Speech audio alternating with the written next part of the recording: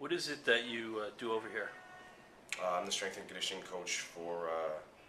I'm a strength and conditioning coach for guys like George St. Pierre, Loiseau, Nate Marquardt, all those guys. Everybody on Team Jackson's and Kenny Florian, some other guys, the Olympic team. What would you say that entails that people don't know? Because people, they see the boxing, they see the jiu-jitsu, but they don't see the core stuff that you bring to the table.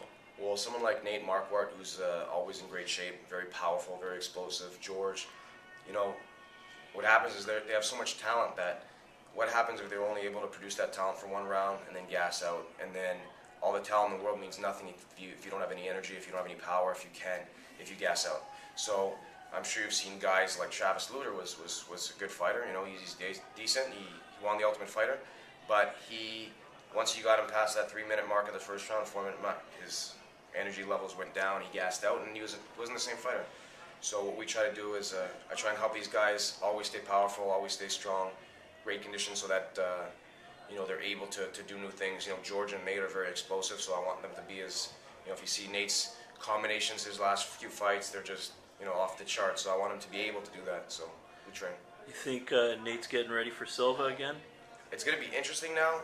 I don't know if they announced that Belfort's fighting Silva. It was announced. So no, they're just rumored because it's only a few days after the match. I'd like Nate to get the next shot because he's ready. He's really a different fighter. I started working with him right after the first Silva fight, and he's been a different fighter since. So not from me, just from he's been able to let loose. So which is great. He's getting comfortable. He was supposed to fight Henderson. Henderson pulled out of that fight, and now I think what will happen is they might find Nate someone else while Silva's hurt. And Nate's not scared to fight anybody. Henderson's gonna sit out probably until he fights Silva, or until they give him a good contract. So I'm guessing Nate is gonna fight, you know, end of the year, beginning of the year. I hope he doesn't fight Belfort, and I just want him to get the shot right away. But if not, he'll probably have to fight someone like Henderson or Belfort first to get to Silva. How do people get on your team? How do they get to train with you and train here? Is it open to anyone?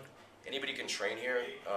If they're pros and they're in the UFC, then I'm sort of already, you know, I can't really take on anybody else. I have my guys at lightweight, I have my guys at welterweight, you know, so welterweight, middleweight, light heavyweight. I pretty much fill with my fighters. Unless they fight in different organizations, then we're fine.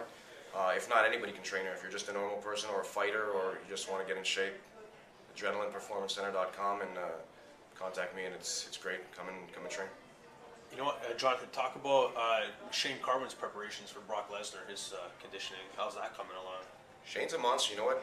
I love this fight, and I'm predicting it right now. Shane is going to knock Brock out in the second round, and I wouldn't be surprised at all because Brock fought people like Randy, Frank Mir, people who aren't physically intimidating, and he could basically manhandle them. Shane Carwin is, I promise you, just as powerful as Brock. He's probably going to be giving away 15 pounds come fight night. So you're looking at him coming in around, Shane will be around 270, 274. I figure Brock will be around 295, 290. But Shane is just as powerful. And with the training we're doing, I mean, I know the numbers he's putting up, and the difference from the first day I trained him to now is astounding. Shane's better standing. I think the wrestling will negate itself because Brock is working on other things. So he sort of like has the Josh Koscheck syndrome, is that he hasn't been practicing his wrestling as much. And Shane trains with the Olympic team in Colorado, so I think Shane's wrestling will actually be a bit better than Brock's. The ground will negate itself, and I think Shane's hands, when Brock can't take Shane down, will be the difference. And Trevor Whitman's done an unbelievable job with him, and you know, Greg Jackson will have a great game plan, and I think Shane's going to knock him out. Cool, appreciate your time. My pleasure.